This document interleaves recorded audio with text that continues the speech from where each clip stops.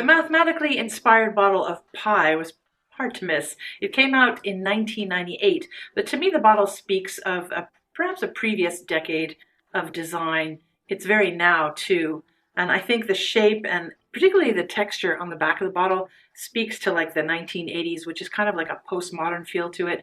And I think that's where design is right now. However, I may disapprove of the bottle a tad, not my style, but I do really enjoy the juice inside. And when I first smelled it, I thought indeed it was something I would wear, not only my guy. And years later, I found myself a cheap bottle, and you can still find these quite cheap. Yeah, it still smells like how I remember it. It's cozy, spicy, warm, sweet, vanillic, woody, and almondy with licorice. Here are the notes. Yes, I would purchase this based on the notes alone, blind buy, I think. Pie is technically not a gourmand, but it's indeed cozy and delicious. It's kind of funny because when I last smelled it years ago, before purchasing this bottle, I never caught that anise. It's that subtle licorice or anise scent that might make it a bit polarizing for some people. If you're not a fan of that aromatic black root that is licorice, you might not like this because the licorice note is there.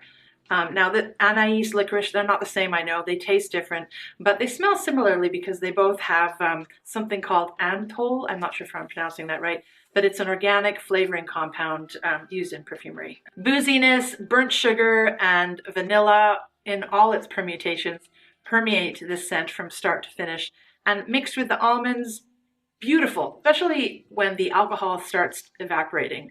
This common thread is present throughout the fragrance, but more from the heart notes onward, I think. Marzipan definitely comes to mind.